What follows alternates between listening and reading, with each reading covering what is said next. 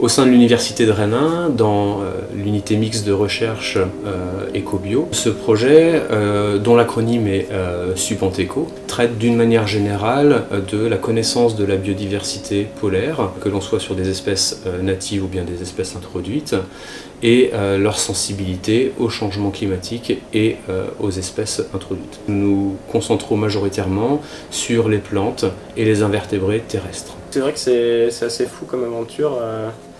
Ce qui attire, moi en tout cas ce qui m'attirait, c'est justement ces environnements un peu hostiles où il n'y a pas grand monde qui a eu l'occasion d'y aller, et puis avec une nature très très préservée.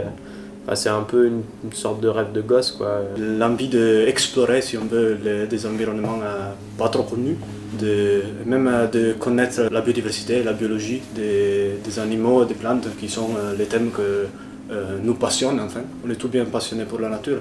L'envie d'aventure et de connaissance aussi. C'est une opportunité très grande du point de vue professionnel. En plus de vivre une expérience exceptionnelle, on va vivre une aventure humaine hors norme, quoi. Sur le changement climatique, ce programme il incide en donnant de la visibilité, en faisant connaître les problématiques qui sont dues au changement climatique à la fin. On va témoigner ce qu'on a vu. On va étudier la température, la pluviométrie des environnements. Ça change beaucoup dans l'hémisphère austral. Et c'est vrai que dans les îles subantarctiques, tout est amplifié en fait.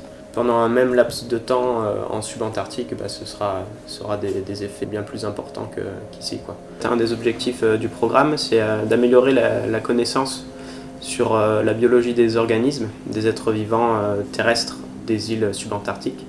Et donc en particulier à Crozet, il y a des manips qui sont faites sur un escargot qui est endémique du subantarctique.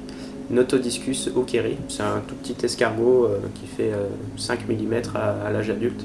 On est les deux ensemble sur Gary Allen, et un des autres piliers du programme, c'est étudier les organismes introduits. Nous, on va s'intéresser surtout aux invertébrés et aux plantes, et on va étudier en particulier l'écologie de la dispersion, la façon dans laquelle ils dispersent, les adaptations qu'ils ont pu avoir face aux conditions assez particulières qu'ont les îles subantarctiques. Une autre chose qu'on va faire, c'est la suivi météo et pluviométrique des données. Il y a des moments de sécheresse, il y a des moments où il pleut beaucoup, il y a des moments de haute et baisse de température, donc c'est vraiment un changement.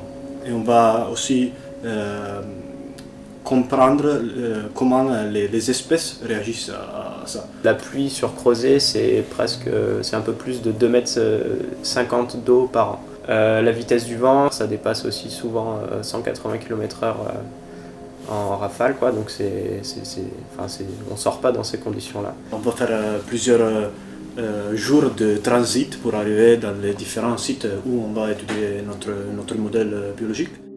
On va vivre dans des cabanes, donc c'est vraiment un esprit un peu aventurier. Mais on va aussi avoir la vie dans la base. C'est surtout un esprit de communauté, un esprit dans lequel tout le monde s'entraide. On est vraiment isolé géographiquement. C'est un des endroits les plus isolés de la planète, quoi. Ça veut dire que s'il nous arrive quelque chose là-bas, le temps qu'un bateau vienne et reparte, il s'écoule peut-être 2 ou 3 semaines, quoi. On a droit à des malles en fait. On envoie des grosses malles en métal, des cantines.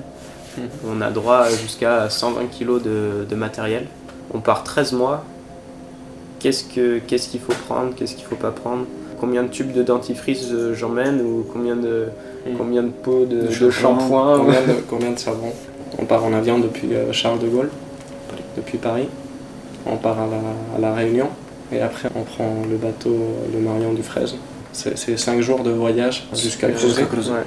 Et après on dit au revoir au Benjamin. Et nous on continue jusqu'à Kerguelen. Je pense qu'on va apprendre un peu à vivre dans des conditions extrêmes qui ne sont pas le confort de la ville.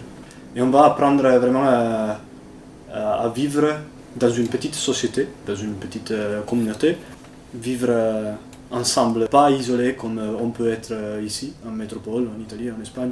Moi je pense qu'on va revenir vraiment changer on sera Plus barbu. on sera plus barbu. C'est sûr. J'imagine que dans un an, on saura énormément de choses sur les subantarctiques et également sur le vivre ensemble. En hiver, il faut savoir que sur les îles, Crozet, ça descend à 20 personnes pendant l'hiver, donc il faut vivre avec ces 20 personnes-là. Une année, ça passe vite, donc ça peut marquer un peu ta vie à la fin.